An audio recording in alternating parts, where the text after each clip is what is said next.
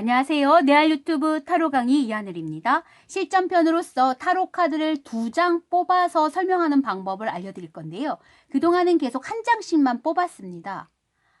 제자분들한테 초보자들은 한 장 뽑아서 그거 설명하는 것도 힘들기 때문에 일단 한 장으로 연습하고 나중에 2장, 3장 이렇게 배열법으로 늘려가는 게 좋다고 말씀드렸거든요. 근데 이제 2장을 뽑는 문제는 왜 생길까요? 선택의 문제일 때 2장을 많이 뽑습니다. 자, 그러면 어떤 선택일까요?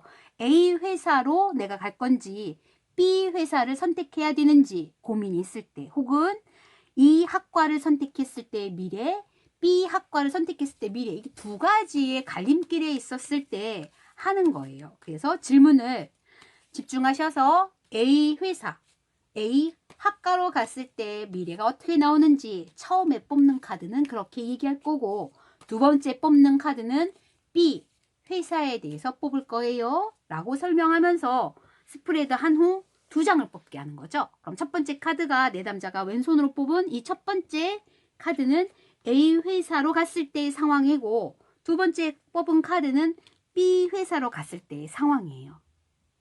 그리고 나서 끝나면 안 됩니다. 이거는 기한을 두지 않았죠. 따라서 처음 활동성이 보이는 3개월, 상반기 정도의 모습인 거죠. 그럼 내년에는 어떻게 되는지 다시 한번 질문을 얘기해서 스프레드를 다시 해도 되고요. 그냥 이 상황에서 뽑아도 돼요. 그래서 이렇게 된다면 내년의 모습은 이런 식으로 활동성이 보일 겁니다.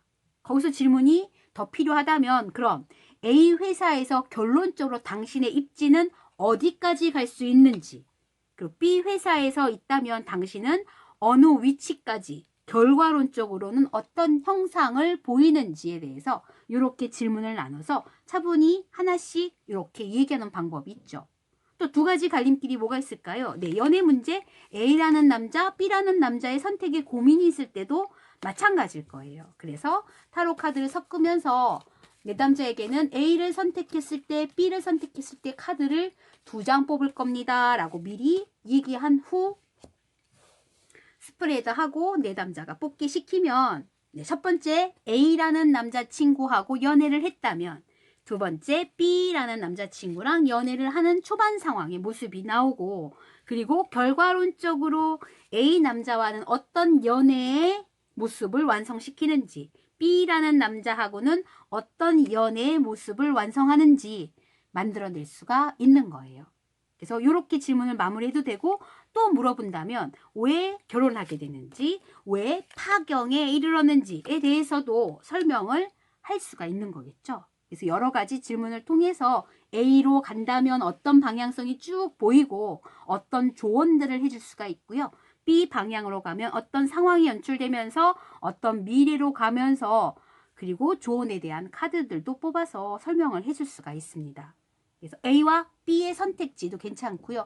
저는 고민이 3개가 있어요. 3가지 학과 중에 골라야 돼요 라고 얘기한다면 네, 그때는 3장 뽑아도 돼요. 그래서 선택 문제에 있어서 학과가 3개가 필요하다면 그렇게 3개를 이용해서 풀어도 되는 겁니다. 그럼 마찬가지죠.